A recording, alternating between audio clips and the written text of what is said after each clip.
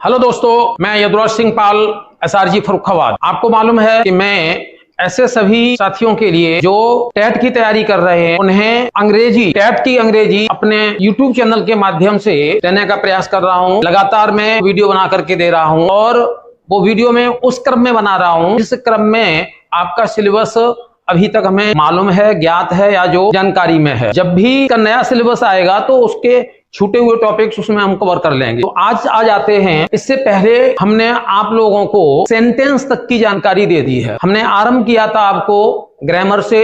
Grammar क्या है, grammar के बाद में letter, word, syllable, phrase, clause, इनके टाइप्स क्या हैं और इसके बाद में सेंटेंस और सेंटेंस के टाइप्स क्या हैं। आज का हमारा टॉपिक है पार्ट्स ऑफ सेंटेंस। सेंटेंस के कितने भाग हो सकते हैं, इसको एक कुल नए तरीके से मैंने टॉपिक को तैयार किया है। आ जाते हैं हम अपने टॉपिक पर, पार्ट्स ऑफ सेंटेंस। इतने को पहले समझते हैं। ये जो सेंटेंस है इसके मूल रूप से दो पार्ट होंगे। किसी भी सेंटेंस को, इंग्लिश का कोई भी सेंटेंस है उसे हम दो भागों में सीधा सीधा बांट सकते हैं। एक हिस्सा है सब्जेक्ट और दूसरा हिस्सा है प्रेडिकेट। यानी किसी भी सेंटेंस को हम ठीक दो भागों में बांट सकते हैं। अब आ जाते हैं ये सब्जेक्ट क्या है और प्रेडिकेट क्या है। इसको थोड़ा सा यहाँ पर आपको पहले समझाने की कोशिश करता हूं कि सेंटेंस के अंदर सब्जेक्ट वाला पार्ट कौन सा होगा। ऐसा कहा है ग्रामेरियंस ने, subject is about which something is said. Subject वो है जिसके विषय में कुछ कहा जाए। अब वो सिंगल वर्ड भी हो सकता है, ग्रुप ऑफ वर्ड्स भी हो सकता है, शब्दों का एक समूह भी हो सकता है, एक अकेला शब्द भी हो सकता है। ये तो हमारी सब्जेक्ट की डेफिनेशन हो गई। अब आ जाते हैं हम प्रेडिकेट क्या है। तो प्रेडिकेट के बारे में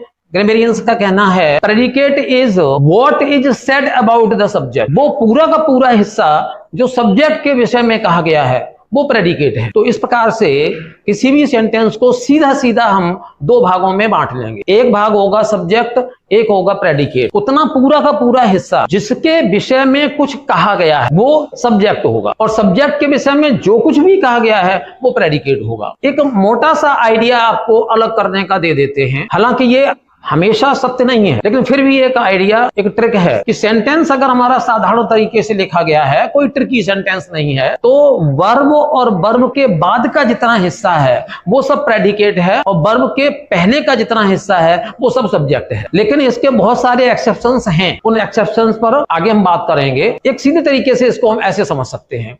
अब इसको हम आगे जो समझाएंगे आप लोगों को वो ये समझाएंगे कि सब्जेक्ट को कितने भागों में बांटा जा सकता है और फिर सब्जेक्ट के जब सारे पार्ट्स आपको समझा दूंगा फिर आपको ये समझाऊंगा कि प्रेडिकेट को कितने भागों में अलग अलग किया जा सकता है। तो सब्जेक्ट और प्रेडिकेट का सब डिवीजन करके मैं आपको यहाँ पर समझाने की कोशिश करने जा रहा हूँ। सीधा सीधा तो मैंने बता दिया कि सेंटेंस को कितने भागों में बांटा जा सकता है। आ जाते हैं, आगे बढ़ते हैं। ये देखते हैं पार्ट्स ऑफ सब्जेक्ट। यहाँ पर मैंने टेबुलर फॉर्म में आपको समझाने का प्रयास किया है। सब्जेक्ट के जो पार्ट्स किए हैं वो टेबल बना करके मैंने समझाया है। लगभग 6-7 टेबल्स आपकी सब्जेक्ट के पार्ट्स के लिए हैं और ऐसे ही लगभग 8-9 टेबल्स मैंने तैयार की हैं प्रेडिकेट के पार्ट्स समझाने के लिए।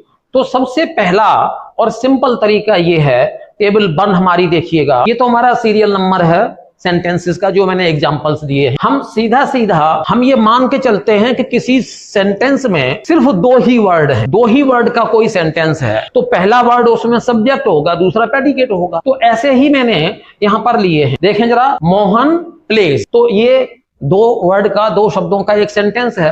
तो मोहन सब्जेक्ट हो गया, प्लेस प्रेडिकेट हो गया। रीना वीप, तो रीना सब्जेक्ट हो गया, वीप प्रेडिकेट हो गया। ही रैन, ही सब्जेक्ट हो गया, रैन प्रेडिकेट हो गया। शी डांस, तो शी सब्जेक्ट हो गया, डांस प्रेडिकेट हो गया। Smoking is bad, smoking subject हो गया और इज बैड ये प्रेडिकेट हो गया। अब इसमें प्रेडिकेट पार्ट में 2 शब्द हो गए यहाँ पर। टू स्विम इज गुड, तैरना अच्छा है, तो टू स्विम यहां पर सब्जेक्ट हो गया। अब सब्जेक्ट पर आपका ध्यान आकर्षित करना चाहेंगे, सब्जेक्ट पर आपका ध्यान ये आकर्षित करना चाहेंगे कि ये सब्जेक्ट जो लिए हैं मैंने अलग अलग तरीके से लिए हैं। सब्जेक्ट में प्रॉपर नाउन हो सकते हैं जैसे कि मोहन और रीना। सब्जेक्ट में प्रोनाउन हो सकते हैं ही, शी। सब्जेक्ट में जेरंड हो सकता है, थोड़ा सा मैं फिर से दोहरा देता हूं, जेरंड, लेकिन इसका प्रोनाउंसिएशन ज्यादातर लोग जीरंड कहते हैं। तो वर्ब की फर्स्ट फॉर्म में आईएनजी लगा करके बनता है, तो ये स्मोकिंग। सब्जेक्ट में इंफिनिटिव हो सकता है, वर्ब की फर्स्ट फॉर्म के पहले टू लगाकर। तो ये हमने पहली वाली टेबल आपको समझाई जिसमें कि मैंने आपको ये बताया कि अगर दो ही शब्द हैं सेंटेंस में तो एक शब्द जो है वो सब्जेक्ट होगा, दूसरा प्रेडिकेट। आगे बढ़ते हैं। अब यहाँ पर ये जो 2 नंबर की हमारी टेबल है, इसमें हमने ये बताने का प्रयास किया है कि अगर सब्जेक्ट को डिवाइड करते हैं, सब्जेक्ट में शब्दों की संख्या बढ़ती है, तो आखिर वो कौन कौन से शब्द हो सकते हैं। फिर देखते हैं, ये सीरियल नंबर है हमारा। तो अगर सब्जेक्ट में 2 शब्द हैं तो पहला जो होगा वो क्वालिफायर होगा और दूसरा होगा हेड वर्ड। अब इसमें जो हेड वर्ड होगा वो जनरली नाउन ही हो, यहाँ पर लिखा नहीं है मैंने। जो हेड वर्ड होगा वो प्रायः नाउन हो। और क्वालिफायर क्या होगा? क्वालिफायर वो वर्ड होगा जो उस नाउन को क्वालिफाई कर रहा होगा। तो देखते हैं जरा, अ बॉय रैन। तो अ बॉय इतना तो सब्जेक्ट हो गया, रैन ये प्रेडिकेट है, यहां से इतना वाला पूरा हिस्सा ये प्रेडिकेट है। इसको मैं एक्सप्लेन नहीं करूंगा क्योंकि ये प्रेडिकेट का पार्ट जो है ना वो मैं बाद में आपको समझाऊंगा। अभी केवल हम सब्जेक्ट पर अपना फोकस रखते हैं। दैट मैन लाफ्ड, तो दैट इसमें क्वालिफायर हो गया, मैन का हेड वर्ड हो गया। तो और भी नामों से पुकारते हैं, इसको हेड वर्ड भी कहते हैं, इसको मेन वर्ड भी कहते हैं। और ये हेड वर्ड और मेन वर्ड जो है वो प्रायः नाउन ही होता है क्योंकि इसके पहले क्वालिफायर आता है। अब देखिएगा, मैनी गर्ल्स प्ले, तो मैनी क्वालिफायर हो गया। Few boys dance, few qualifier हो गया, बॉयज हेड वर्ड हो गया। मच मनी वॉज स्पेंट, तो मच क्वालिफायर हो गया, मनी का हेड वर्ड हो गया। लिटिल मिल्क इज लेफ्ट, तो लिटिल यहां पर जो है वो क्वालिफायर हो गया और मिल्क यहां पर जो हेड वर्ड या मेन वर्ड जो कि नाउन है। और आप देख रहे होंगे हेड वर्ड के नीचे ये सब नाउन ही है। तो यहां पर अब हमने ये समझा कि अगर सब्जेक्ट के पास या सब्जेक्ट में 2 वर्ड हैं तो पहला वर्ड क्वालिफायर होगा, दूसरा मेन वर्ड होगा या हेड वर्ड होगा और वो प्रायः नाउन ही। आते हैं अगली टेबल पर। अब अगर कहीं ऐसा होता है, इसको यहां से समझते हैं 3 नंबर की टेबल पर, कि अगर सब्जेक्ट में 3 शब्द हैं तो फिर क्या स्थिति हो। तो सब्जेक्ट में 3 शब्द हैं तो ये स्थिति हो सकती है कि अब देखिएगा यहां पर जो क्वालिफायर है उसके पहले भी एक वर्ड आएगा। अब पहले जो सेंटेंस है उसमें ए, द, दैट ये शब्द जो थे वो क्वालिफायर की जगह पर थे। अब ये क्वालिफायर नहीं होंगे, अब यहां पर इनको बोला जाएगा डिटरमिन। और जो वर्ड हेड वर्ड या मेन वर्ड के ठीक पहले होगा अब वो क्वालिफायर हो। तो इसके फिर 3 भाग हो जाएंगे सब्जेक्ट के, determiner, qualifier, head word, main word. इसके 2 नाम हमने बता दिए आपको और ये भी प्रायः नाउन ही हो। तो अब देखते हैं, अ ब्लाइंड मैन वॉक, इसको मैंने बता दिया है कि मैं इसको भी एक्सप्लेन नहीं करूंगा। ये इतना हिस्सा इधर का हमें मालूम है कि ये प्रेडिकेट पार्ट, और इसीलिए मैंने जानबूझ करके यहाँ पर सिंगल वर्ड या 2 वर्ड ऐसे लिए हैं, इसको ज्यादा बड़ा नहीं किया क्योंकि मैं इस पार्ट को भी पूरा क्लियरली एनालाइज आपको करके दिखा। तो अब ब्लाइंड मैन, तो ए हो गया यहाँ पर डिटर्मिनर, ब्लाइंड हो गया क्वालिफायर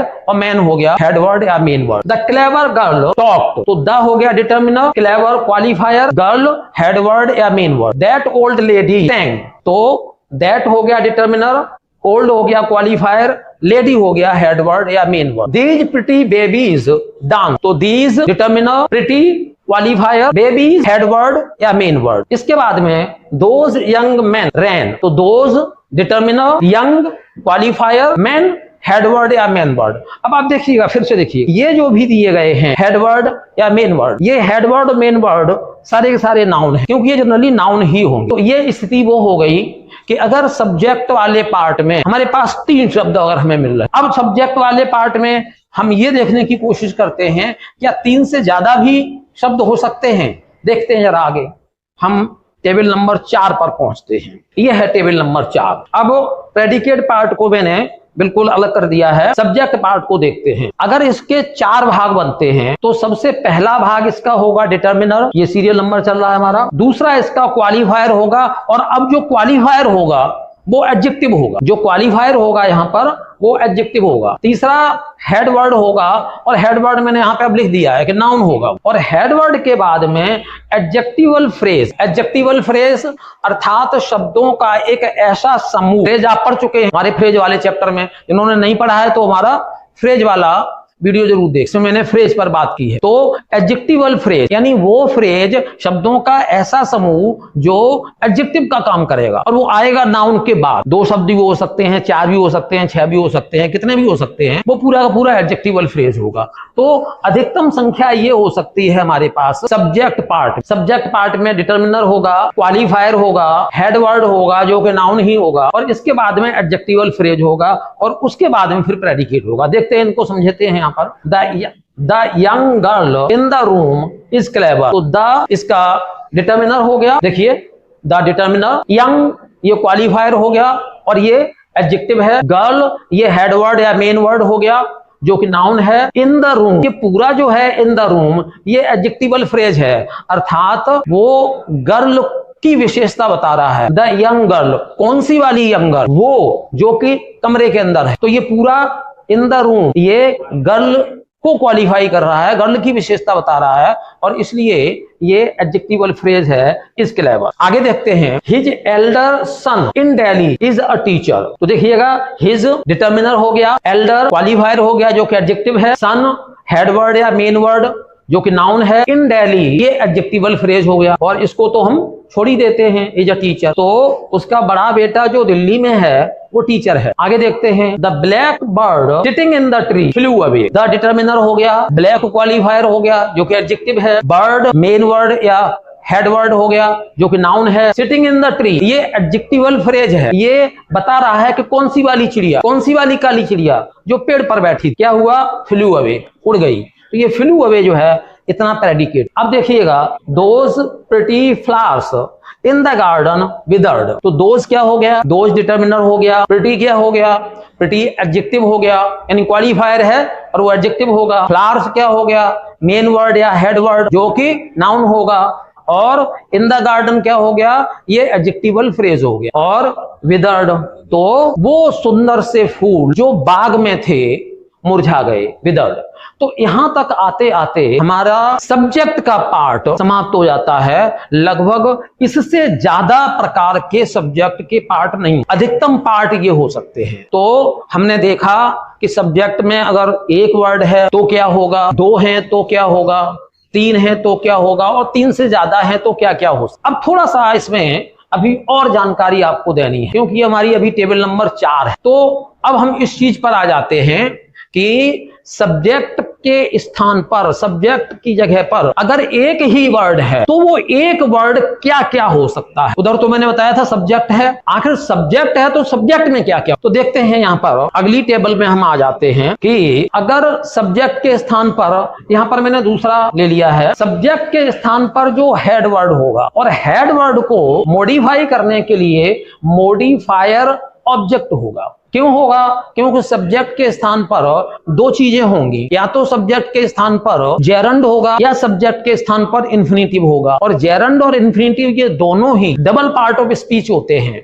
अर्थात ये एक साथ में 2 पार्ट ऑफ स्पीच का काम करते हैं। जब हम डबल पार्ट ऑफ स्पीच को पढ़ाएंगे तब हम इन चीजों को समझाएंगे, अर्थात एक साथ में ही वो नाउन का भी काम करेगा और एक साथ में भी वो वर्ब का भी काम करेगा एट द सेम टाइम। उसी समय वो नाउन का काम कर रहा है और उसी समय वर्ब का भी कर रहा है। जैसे यहाँ पे देखते हैं, वॉकिंग द गार्डन, तो वॉकिंग तो यहाँ पर हेड वर्ड है, नाउन का काम कर रहा है, और इन द गार्डन ये वॉकिंग को मॉडिफाई कर रहा है, टहलना, कहां पर टहलना, तो in the garden is useful. तो ये जब स्थिति बनेगी जाकर के हेड वर्ड इन्फिनिटिव या जेरंड होगा तो फिर उसका मॉडिफायर ऑब्जेक्ट भी होगा। अब देखिएगा, और ये मॉडिफायर ऑब्जेक्ट ये ग्रुप ऑफ वर्ड्स भी हो सकता है, सिंगल वर्ड भी हो सकता है। आगे हो सकता है शायद मैंने कोई सिंगल वर्ड का एग्जाम्पल दिया नहीं दिया है, मैं आपको ऑरली बता दूंगा। Walking in the morning is useful, swimming in the river, swimming gerund है, swimming in the river is good, to obey our teachers is our duty. इसको जनरली हम सभी लोग ओबे पढ़ते हैं, ज्यादातर लोग ओबे पढ़ते हैं, लेकिन इसका सही प्रोनाउंसिएशन होता है अबे, अबे। तो to obey our teacher, to अबे ये क्या है? ये इन्फिनिटिव है और ये इसका मॉडिफायर ऑब्जेक्ट है, इज आवर ड्यूटी। और to get good marks is my aim, to get good marks is my aim, अच्छे अंक प्राप्त करना मेरा उद्देश्य है। तो टू गेट ये हमारा मेन वर्ड हो गया, हेड वर्ड हो गया, और ये हमारा जो है वो मॉडिफायर ऑब्जेक्ट हो गया। अभी मैं आपको बता रहा था कि मॉडिफायर ऑब्जेक्ट जो है वो ग्रुप ऑफ वर्ड्स अधिकतर होगा। बड़ा ग्रुप ऑफ वर्ड्स भी हो सकता है, छोटा ग्रुप ऑफ वर्ड्स भी हो सकता है, लेकिन सिंगल वर्ड भी हो सकता है। सिंगल वर्ड का मैंने कोई एग्जांपल नहीं दिया है, मैं ऑरली आपको यहाँ पर दे देता हूं। टू टीच हिम, यहाँ पे अगर हम ले लेते हैं टू टीच और यहाँ पे ले लेते हैं him, is very difficult. To teach him is very troublesome, उसको पढ़ाना बहुत ही समस्याग्रस्त है। तो टू टीच यहाँ पे आ जाएगा। यहाँ पर जो मॉडिफायर ऑब्जेक्ट है यहाँ पे सिर्फ एक वर्ड आ जाएगा, हिम या हर, या किसी का नाम हम ले सकते हैं, और फिर प्रेडिकेट पार्ट। तो ये आपने यहाँ पर समझा, ये टेबल नंबर 5, जिसमें मैंने आपको ये समझाया कि हेडवर्ड अगर जेरंड या इन्फिनिटिव है तो उसके बाद में ये प्रायः जो है वो मॉडिफायर ऑब्जेक्ट आ जाए। ये तो हमारी टेबल नंबर 5 हो गई। अब इसके आगे और बढ़ते हैं। टेबल नंबर 6 में हमने क्या बताया है? टेबल नंबर 6 में मैंने ये बताया है कि अगर हेडवर्ड जेरंड है और उसका कोई मॉडिफायर ऑब्जेक्ट नहीं है तो फिर वो अकेला जेरंड ही पूरा सब्जेक्ट होगा और उसके बाद का हिस्सा पूरा प्रेडिकेट होगा। जैसे जरा देखें यहाँ पर, सिंगिंग इज माई हॉबी, ये देखिएगा सब्जेक्ट और ये प्रेडिकेट। तो सब्जेक्ट जो है वो जेरंड है, और जेरंड क्या होता है? वर्ब की फर्स्ट फॉर्म में आईएनजी लगा देते हैं तो वो जेरंड बन जाता है। आगे देखते हैं, वेटिंग इज टायरसम, इंतजार करना उबाऊ हो जाता है, थकावट भरा हो जाता है। तो वेटिंग ये अकेला सब्जेक्ट रहेगा। वर्किंग कीप्स अस हेल्दी, काम करना हमें स्वस्थ रखता है, तो ये वर्किंग। अब देखिएगा, स्मोकिंग इज हार्मफुल, धूम्रपान करना नुकसानदायक होता है, तो ये smoking. Drinking is bad for health, शराब पीना स्वास्थ्य के लिए खराब होता है। अब यहाँ पर जो मूल चीज मैं कहना चाहता हूं वो ये कि अकेला जेरंड जब किसी सेंटेंस का सब्जेक्ट बन करके आएगा, उसका मॉडिफायर ऑब्जेक्ट नहीं होगा, तो फिर उसके बाद सीधा सीधा प्रेडिकेट ही आएगा, और यहाँ पर जो जेरंड होगा वो अकेला सब्जेक्ट होगा। तो यहाँ पर देख लिया आपने कि किस तरीके से जेरंड सब्जेक्ट का काम कर रहा है। यही स्थिति इन्फिनिटिव के साथ में भी हो। देखिए ये टेबल नंबर 7 जिसमें सब्जेक्ट प्रेडिकेट, और अगर किसी सेंटेंस का सब्जेक्ट केवल इन्फिनिटिव है और उस इन्फिनिटिव का कोई भी ऑब्जेक्ट नहीं दिया गया है तो वहां पर भी वो अकेला इन्फिनिटिव सब्जेक्ट होगा पूरे सेंटेंस का। जैसे to work should be our aim, काम करना हमारा उद्देश्य होना चाहिए, तो यहाँ पर दिया गया है to work. To play is his hobby, खेलना उसकी हॉबी है, उसका शौक है। टू अर्र इज ह्यूमन, गलती करना मानव का स्वभाव है। टू फॉरगिव इज डिवाइन, माफ करना दिव्य कार्य है, देवताओं का कार्य है, ईश्वर का कार्य है। To forgive is divine. To help others was her habit, दूसरों की मदद करना उसकी आदत थी। To pay the tax is our duty, tax चुकाना, टैक्स का भुगतान करना हमारा कर्तव्य है। आप देखेंगे यहाँ पर कि जितने भी ये सेंटेंसेस हैं, इन सभी सेंटेंसेस का जो सब्जेक्ट है वो इन्फिनिटिव है। इन्फिनिटिव क्या होता है? टू के साथ में वर्ब की फर्स्ट फॉर्म, और इनके साथ में जिस प्रकार के जेरंड के बाद में मॉडिफायर ऑब्जेक्ट नहीं था, इसी प्रकार से यहाँ पर मॉडिफायर ऑब्जेक्ट नहीं है। तो जब मॉडिफायर ऑब्जेक्ट नहीं है तो फिर चाहे अकेला जेरंड हो और फिर चाहे अकेला इन्फिनिटिव हो, वो पूरा का पूरा सब्जेक्ट होगा, और सब्जेक्ट उसके बाद का हिस्सा जो है वो प्रेडिकेट होगा। अब आगे बढ़ते हैं, टेबल नंबर 8 में देखते हैं, अगर अकेला एक शब्द है सब्जेक्ट के स्थान पर तो और क्या क्या पॉसिबिलिटी हो सकती हैं, और क्या क्या पॉसिबिलिटीज ऐसी बन सकती हैं कि वो शब्द क्या हो सकता है। तो यहाँ पर आ जाते हैं, अगर सब्जेक्ट के स्थान पर अकेला शब्द है तो फिर वो इंट्रोडक्टरी इट हो सकता है। इसको मैं बाद में फिर से पढ़ाऊंगा इंट्रोडक्टरी इट को, लेकिन फिलहाल ये समझ लीजिएगा कि यहाँ पर इट जो है वो उसका अपना कोई मीनिंग नहीं, और जब इट का प्रयोग इस प्रकार से किया जाए जहां उसका कोई अर्थ ही ना निकले हिंदी में, तो समझ लीजिए कि वो इंट्रोडक्टरी इट है। क्यों? क्योंकि उस सेंटेंस में सब्जेक्ट पार्ट नहीं है, तो सब्जेक्ट पार्ट को फिल करने के लिए वहां पर इट को लाया गया है। वैसे तो इट का मतलब होता है यह, और जब इट का मतलब यह होता है, इट का अर्थ यह होता है, तो वो पर्सनल प्रोनाउन होता है। तो यहाँ पर पर्सनल प्रोनाउन नहीं है, इसको कहेंगे हम इंट्रोडक्टरी इट। आ जाते हैं, इट इज वेरी हॉट, बहुत गर्मी। अब बहुत गर्मी है, इस सेंटेंस में कहीं पर सब्जेक्ट तो था ही नहीं, सब्जेक्ट नहीं था, इज वेरी हॉट ये प्रेडिकेट पार्ट था, तो वहां पर हम इट ले आए। अब यहाँ इट का अपना हिंदी में कोई अर्थ नहीं। इट इज वेरी कोल्ड, बहुत ठंडक, तो इट ले आए यहाँ पर भी। इट इज मई का महीना है, तो यहाँ पर अब सब्जेक्ट तो कोई था ही नहीं, ऐसे तो हम कह नहीं सकते थे मई का महीना है, मे इज, ऐसे नहीं कहा जा सकता था। तो फिर उसके लिए हमें सब्जेक्ट की जगह पर इट लाना पड़ा। इट इज वेरी प्लेजेंट, बड़ा सुखद, बड़ा आरामदायक, बड़ा सुखद है, तो अब यहाँ पर भी हमें इट लाना पड़ा। इट इज संडे टुडे, आज रविवार है। तो जनरली कहीं कहीं पर ऐसा लिखा हुआ मिलता है today is Sunday. Today is Sunday ये ग्रामेटिकली इनकरेक्ट है। इनफॉर्मल लैंग्वेज में बोलते हैं, खूब लोग बोलते हैं, वहां अलग चीज है, वहां सही हो सकता है, सही है बोलचाल की भाषा में। इनफॉर्मल का मतलब ये है, लेकिन हम यहाँ पर फॉर्मल लैंग्वेज की बात कर रहे हैं। तो फॉर्मल लैंग्वेज में हमें ऐसे ही कहना पड़ेगा, इट इज संडे टुडे, आज रविवार है। It is good to help the poor, गरीबों की मदद करना अच्छा है। तो अब यहां पर इसमें भी कोई सब्जेक्ट नहीं था, तो हम इट लेकर के आए। तो यहां पर हमने आपको ये बताया कि अगर सब्जेक्ट के स्थान पर एक ही शब्द है तो वो इंट्रोडक्टरी इट भी हो सकता है। आगे और बढ़ते हैं, हम टेबल नंबर 9 पर पहुंचते हैं, और इस टेबल नंबर 9 में मैंने ये समझाने का प्रयास किया है कि अगर सब्जेक्ट के स्थान पर एक ही शब्द है और वो इंट्रोडक्टरी इट नहीं है तो इंट्रोडक्टरी देयर भी हो सकता है, और यहां पर भी देयर का अपना कोई अर्थ नहीं होगा।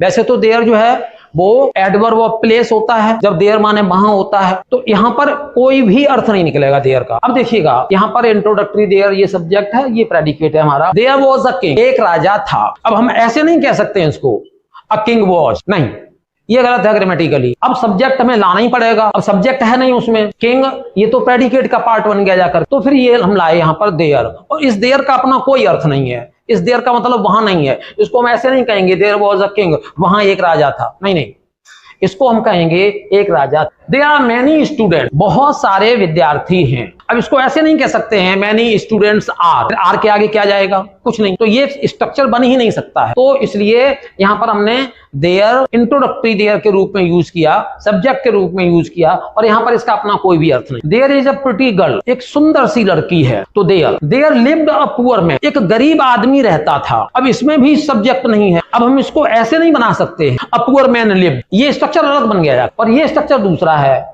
तो there lived a poor man, एक गरीब आदमी रहता था। ऐसे ही देयर केम हैवी रेन, भारी बारिश आई, भारी बारिश आई, तो यहां पर हैवी रेन केम, ये स्ट्रक्चर सही हो सकता है, लेकिन वो स्ट्रक्चर और इस स्ट्रक्चर, इन दोनों में मीनिंग में अंतर है। ये स्ट्रक्चर जो है ना, यहां पर हमें देयर से बनाना पड़ेगा, देयर केम हैवी रेन। अब देयर वर मैनी चिल्ड्रन, बहुत सारे बच्चे थे, तो यहां पर देयर इंट्रोडक्टरी देयर के रूप में आया।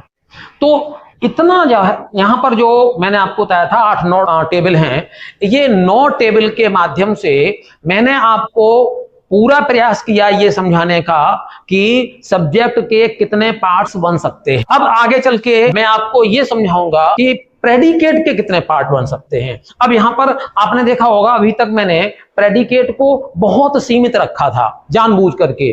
क्योंकि हमें सब्जेक्ट के पार्ट्स आपको एक्सप्लेन करने थे, एनालिसिस करना था हमें सब्जेक्ट के पार्ट्स का।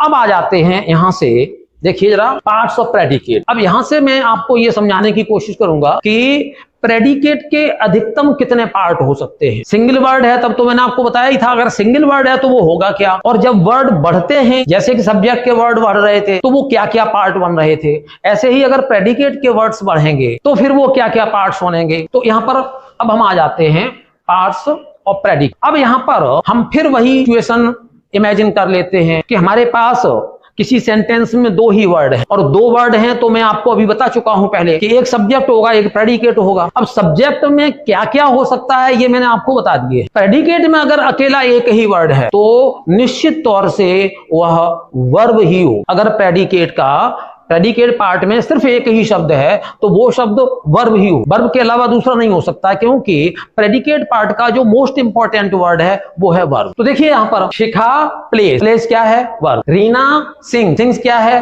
वर्ब। शी डांसेस, डांसेस क्या है, वर्ब। दे लाफ, थोड़ा क्षमा चाहूंगा एस लग गया है, दे लाफ। We run. तो ये जितने भी हैं प्रेडिकेट पार्ट में ये सिंगल वर्ड है, और सिंगल वर्ड है ये सारे के सारे वर्ब। अब हम इस चीज पर आ जाते हैं, अगर प्रेडिकेट पार्ट में एक के से ज्यादा वर्ड हुए, या 2 हुए, 3 हुए, तो फिर वो क्या क्या हो सकते हैं, क्या क्या पॉसिबिलिटी बन सकती है। अब मैं टेबल नंबर 2 पर पहुंचता हूं। ये है टेबल नंबर 2, ये हमारा सब्जेक्ट है। अब मैं यहां पर आपको सब्जेक्ट बहुत छोटा सा रखूंगा ताकि सब्जेक्ट को एनालाइज ना करना पड़े और प्रेडिकेट को बढ़ाने की कोशिश। तो अब देखिएगा, प्रेडिकेट में 2 वर्ड यहां पर हमारे पास, अगर 2 वर्ड हैं प्रेडिकेट में तो निश्चित तौर से पहला वर्ड वर्ब ही होगा, दूसरा वर्ड ऑब्जेक्ट हो सकता है, ये नहीं कहेंगे हम ऑब्जेक्ट ही होगा। क्यों? क्योंकि उसकी अभी बहुत सारी पॉसिबिलिटीज मिलेंगी, बहुत सारी संभावनाएं मिलेंगी, जिन पर मैं अभी आपको बताऊंगा, समझाऊंगा और मैं आपके साथ अभी डिस्कस करूंगा। तो देखते हैं यहां पर, शी रीड्स अ बुक। तो रीड्स, अब इसको मैं एक्सप्लेन नहीं करूंगा, कर चुका हूं। रीड्स वर्ब है, अ बुक, रीड्स वर्ब है, अ बुक ऑब्जेक्ट है। My mother cooks food, cooks verb है, फूड ऑब्जेक्ट है। He wrote a letter, wrote verb है, अ लेटर ऑब्जेक्ट है। I bought a bike, bought verb है, bike, a bike ये object है। We play cricket, play verb है, cricket object है। They opened a shop, opened verb है और shop object. तो इतना तो स्पष्ट हो गया कि अगर प्रेडिकेट पार्ट में दो शब्द हैं तो पहला तो वर्ब होगा ही होगा, लेकिन दूसरा वाला शब्द ऑब्जेक्ट हो सकता है। आगे बढ़ते हैं, अगर प्रेडिकेट पार्ट में दो के बजाय तीन शब्द हैं तो ऐसा भी हो सकता है कि ऑब्जेक्ट एक के बजाय दो हो सकते हैं, ऑब्जेक्ट दो भी हो सकते हैं। अगर दो ऑब्जेक्ट हैं तो किस तरीके से होंगे? तो फिर हमारा स्ट्रक्चर इस प्रकार से बनेगा कि जो पहला ऑब्जेक्ट होगा वो इनडायरेक्ट होगा, जनरली पहला ऑब्जेक्ट इनडायरेक्ट होगा और दूसरा ऑब्जेक्ट जो होगा वो डायरेक्ट होगा। थोड़ा सा इसके बारे में जानकारी थोड़ा सा दे देता हूं दर्शकों को कि इनडायरेक्ट ऑब्जेक्ट सेंटेंस में प्रायः पहले आएगा, डायरेक्ट ऑब्जेक्ट बाद में आएगा। इनडायरेक्ट ऑब्जेक्ट सेंटेंस में प्रायः कोई ना कोई प्राणी, कोई ना कोई व्यक्ति होगा और डायरेक्ट ऑब्जेक्ट कोई ना कोई वस्तु होगी। लेकिन ये हार्ड एंड फास्ट रूल नहीं है, ये प्रायः ऐसा होता है, ये मैं बता रहा हूं। इसके एक्सेप्शंस के लिए यहाँ पर इतना समय नहीं होगा कि मैं इनके सारे एक्सेप्शन पर जो है ना वो बात कर सकूं। तो आ जाते हैं, अब देखते हैं यहाँ पर, he told me a story. अब यहां से लेते हैं, सब्जेक्ट को छोड़ देते हैं। टोल्ड वर्ब हो गया, मी इनडायरेक्ट ऑब्जेक्ट हो गया, और देखिए मैंने बताया था वो सारी शर्तें लागू होती हैं, पहले आया है और कोई न कोई व्यक्ति है, प्राणी है। मी और अ स्टोरी ये डायरेक्ट ऑब्जेक्ट है, बाद में आया है और ये कोई न कोई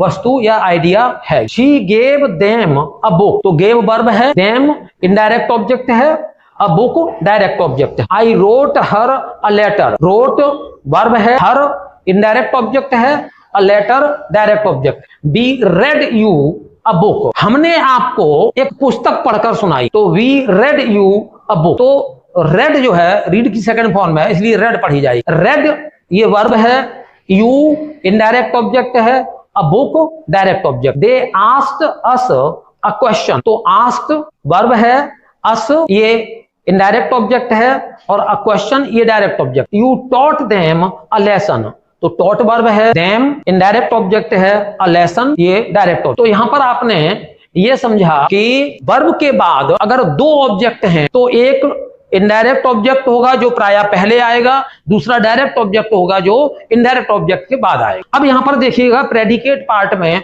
शब्दों की संख्या बढ़ती जा रही है और बढ़ती जा रही है, उनके अलग अलग नाम आते जा रहे हैं। अब आगे बढ़ते हैं हम और ये 4 नंबर की टेबल पर आते हैं। ऐसा नहीं है कि ऑब्जेक्ट केवल नाउन और प्रोनाउन ही हो, ऑब्जेक्ट के स्थान पर और भी चीजें हो सकती हैं। क्या क्या चीजें हो सकती हैं?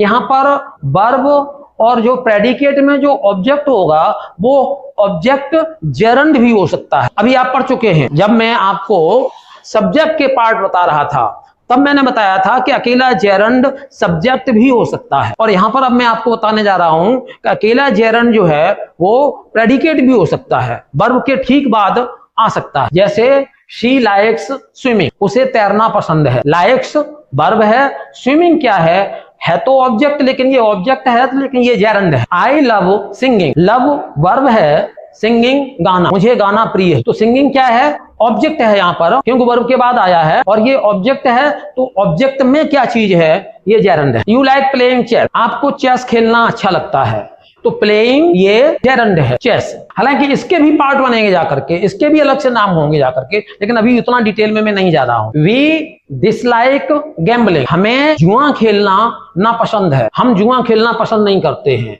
गैम्बलिंग, गैम्बल में आईएनजी जोड़ी गई। मोहन लव्स वॉकिंग, मोहन को टहलना प्रिय है, टहलना अच्छा लगता है, तो वॉक में आईएनजी जोड़ी गई।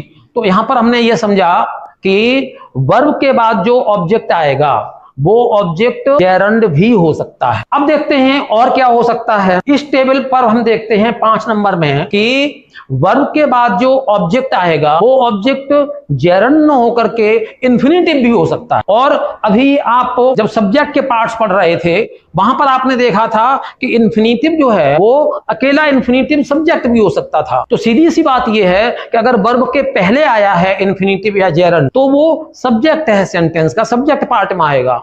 और वर्ब के बाद आया है अगर जेरंड और इंफिनिटिव तो वो ऑब्जेक्ट के स्थान पर यूज हो रहे हैं, वो प्रेडिकेट पार्ट में पहुंचेंगे। I want to play, want verb है और ये ऑब्जेक्ट है, और ऑब्जेक्ट में क्या है, टू प्ले। वर्ब की फर्स्ट फॉर्म के पहले टू आएगा तो वो इंफिनिटिव बनेगा, तो ये टू प्ले इंफिनिटिव हो गया। She liked to dance, liked verb हो गया, टू डांस ये इंफिनिटिव हो गया।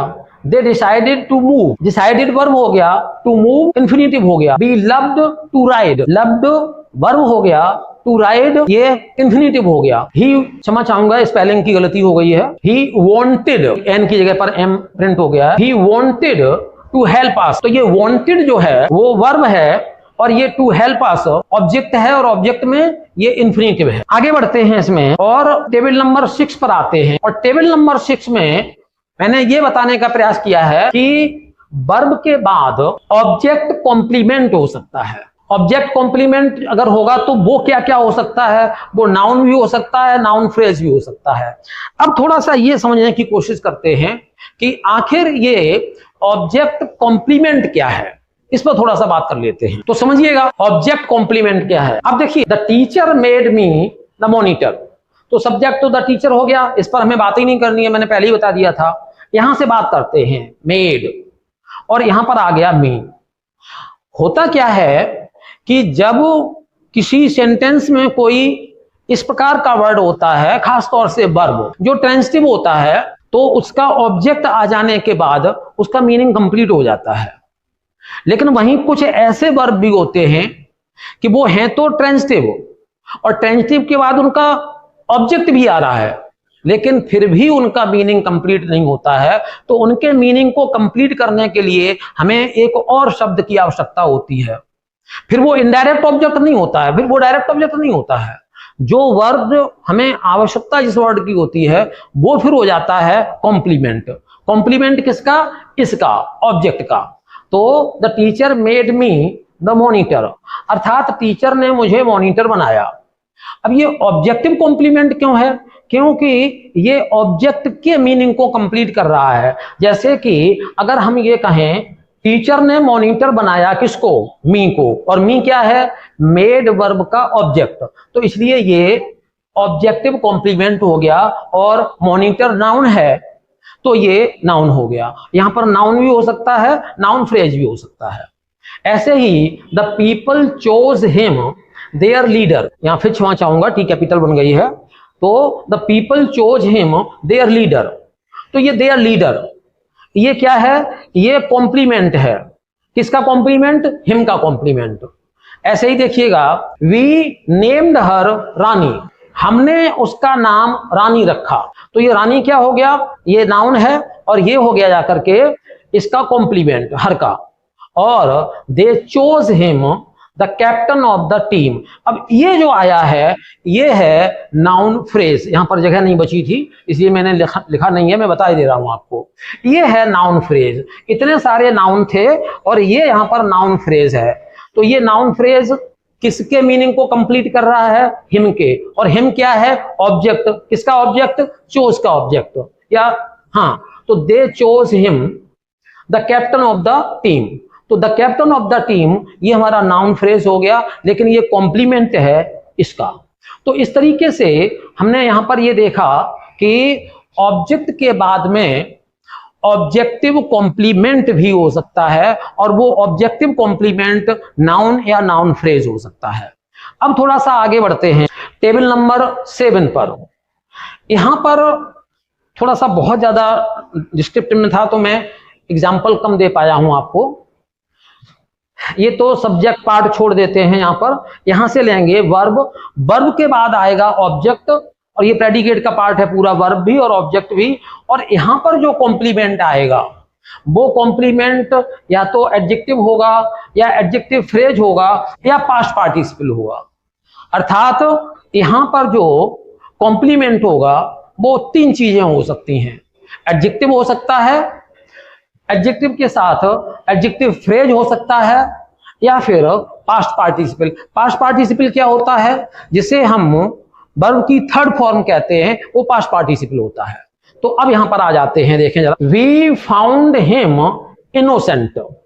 अब देखिए जरा, वी सब्जेक्ट हो गया, उसको छोड़ देते हैं। फाउंड हिम, तो फाउंड क्या है? ट्रांजिटिव वर्ब है, और हिम क्या हो गया? इसका ऑब्जेक्ट हो गया। तो वी फाउंड हिम, लेकिन अभी भी इसका मीनिंग पूरा नहीं हो रहा है, तो हम लाए यहां पर एक एडजेक्टिव, और ये एडजेक्टिव है इनोसेंट। तो इनोसेंट किसके मीनिंग को कंप्लीट कर रहा है? हिम को। यानी इनोसेंट कौन है? वी नहीं है, इनोसेंट है हिम, और हिम क्या है? फाउंड का ऑब्जेक्ट। तो इनोसेंट क्या हो गया? ऑब्जेक्टिव कॉम्प्लीमेंट, और ऑब्जेक्टिव कॉम्प्लीमेंट है तो ये है अपने आप में क्या? ये है एडजेक्टिव। आगे देखते हैं, यू थॉट हर टायर्ड। अब देखिएगा, थॉट सोचा, हर उसे, और ये टायर्ड क्या है? ये है पास्ट पार्टिसिपल, ये मैंने लिख दिया पास्ट पार्टिसिपल। तो यहां पर टायर्ड, और she saved money for her old age. अब ये जो आया है फॉर हर ओल्ड एज, ये जो है ये हमारा ये एडजेक्टिव फ्रेज है, ये लिख दिया मैंने एडजेक्टिव फ्रेज। तो ये आपने अगला देखा कि अगर प्रेडिकेट के और अधिक पार्ट किए जाते हैं तो कितने होंगे जाकर के। ऐसे लोगों को जिन्होंने अंग्रेजी बहुत कम पढ़ी है, उन्हें ये पूरा का पूरा जो सब्जेक्ट और प्रेडिकेट के पार्ट्स में समझा रहा हूं, कुछ थोड़े से कठिन लग सकते हैं। तो उनके लिए मेरा एक अनुरोध रहेगा कि इस पर जहां जो चीज आपको ये लगे कि आपको स्पष्ट नहीं हो पाई, वो आप मेरे दोनों ग्रुप में आप लिखिएगा। जो एक मेरा व्हाट्सएप ग्रुप है इनोवेटिव इंग्लिश वर्ल्ड, और दूसरा मेरा जो है वो टेलीग्राम चैनल का ग्रुप है, वहां पर भी इनोवेटिव इंग्लिश वर्ल्ड है। आप लिखेंगे तो मैं तुरंत आपको जवाब दूंगा, और इस पर मैं आपको बाद में भी क्वेश्चंस भी दूंगा। पहले इसको समझा दूंगा आपको। टेबल नंबर 8 आती है, ये हमें ये समझाएगी कि जो कॉम्प्लीमेंट होगा वो और क्या हो सकता है। कॉम्प्लीमेंट एडवर्बियल कॉम्प्लीमेंट हो सकता है। एडवर्बियल का मतलब यह है कि वर्ब के बाद सीधा या तो एडवर्ब आएगा, और या फिर ग्रुप ऑफ वर्ड्स पूरा आएगा जो कि एडवर्बियल कहलाएगा। हमारा पूरा का पूरा एडवर्ब का काम करेगा, वहां फिर ऑब्जेक्ट नहीं आएगा वर्ब के बाद। जैसे यहां पर देखें, ये सब्जेक्ट है, ये प्रेडिकेट है, और सब्जेक्ट को जैसा कि मैंने बताया था छोटा करने की कोशिश किया, उसको हम ज्यादा एक्सप्लेन नहीं करेंगे, कर चुके हैं। वर्ब और कॉम्प्लीमेंट, और कौन सा कॉम्प्लीमेंट होगा? Adverbial. The girls were in the classroom, तो वर्ब ये वर्ब है, और इन द क्लासरूम ये पूरा एडवर्बियल है, या इसको हम एडवर्बियल फ्रेज भी कह सकते हैं, राइट। ऐसे ही you are on the roof, तो ऑन द रूफ क्या है? ये एडवर्बियल है, ये ऑब्जेक्ट नहीं है एक भी। ऑब्जेक्ट क्यों नहीं है? क्योंकि इसको समझने के लिए हम वर्ब वाले पार्ट को जब डिटेल में समझाएंगे तब आपका समझ में आ सकता है, क्योंकि सारी चीजें एक वीडियो में समझा पाना संभव कतई नहीं है। फिर भी थोड़ा सा मैं बता देता हूं आपको। वर्ब जो इज, एम, आर, वॉज, वर हैं, इनके बाद ऑब्जेक्ट कभी नहीं आएगा। इनके बाद जो कुछ भी आएगा वो कॉम्प्लीमेंट ही होगा। इज, एम, आर, वॉज, वर, इनके बाद। तो आगे आ जाते हैं, the players were in the field, तो वर्ब हो गया, और इन द फील्ड ये एडवर्बियल कॉम्प्लीमेंट हो गया। शी इज हियर, अब हियर ये अकेला एडवर्ब है, ये इधर आप देख रहे थे ये सब एडवर्बियल फ्रेज हैं। हियर अकेला एडवर्ब है, शी इज हियर, और ही वॉज देयर ये भी अकेला एडवर्ब है। तो अब आपने ये देखा कि वर्ब के बाद एडवर्बियल आ सकता है, एडवर्बियल फ्रेज आ सकता है, अकेला एडवर्ब आ सकता है। मैं थोड़ा सा आपको ये समझा दूं कि ये टॉपिक अभी और लंबा खींचा जा सकता था, क्योंकि वीडियो बहुत बड़ा हो जाता, इसलिए मैंने पूरा का पूरा टॉपिक भी कंप्लीट कर दिया है कि सेंटेंस के पार्ट्स कितने होते हैं, मूल, सब्जेक्ट और प्रेडिकेट, फिर सब्जेक्ट के कितने पार्ट्स हो सकते हैं, प्रेडिकेट के कितने पार्ट्स हो सकते हैं, आपको अच्छी तरीके से समझ में आ गया होगा। लेकिन इसमें कई चीजें ऐसी आई हैं जिनको समझने के लिए आपको और अधिक अध्ययन की आवश्यकता पड़ेगी। तो उसके लिए आप मेरे आने वाले जो भी वीडियोस हैं, सारे के सारे वीडियोस देखते रहें।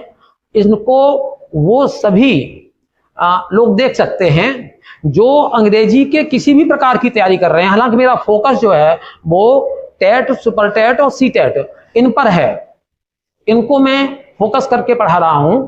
लेकिन इनको कोई भी दूसरा व्यक्ति जो अंग्रेजी को समझने का प्रयास कर रहा है वो इनको पढ़ करके और समझ सकता है। तो आगे आने वाले वीडियोस मेरी इन चीजों में से कुछ चीजें ऐसी हैं जो क्लैरिफिकेशन मांगती हैं, जो और स्पष्टीकरण मांगती हैं, उनका स्पष्टीकरण आपको आगे मिलता रहेगा। कुछ का आपको पीछे के वीडियोस देखने पड़ेंगे, वहां पर आपको मिलेगा। तो जुड़े रहिए मेरे साथ और देखते रहिएगा मेरा channel innovative English world. Innovative English world पर मैं आपको हर प्रकार की अंग्रेजी निःशुल्क आपको वीडियो डाल करके और पढ़ा रहा हूं। दो मैंने ग्रुप बनाए हैं, एक innovative English world WhatsApp group और एक टेलीग्राम ग्रुप है, वो भी इनोवेटिव इंग्लिश वर्ल्ड के नाम से ही है। वहां पर अपनी समस्याएं लिखिएगा, मांग करिएगा, जिस चीज की आप मांग करेंगे वो सारी वहां पर आपको उपलब्ध कराई जाएगी। देखते रहिएगा इनोवेटिव इंग्लिश वर्ल्ड। बहुत बहुत धन्यवाद।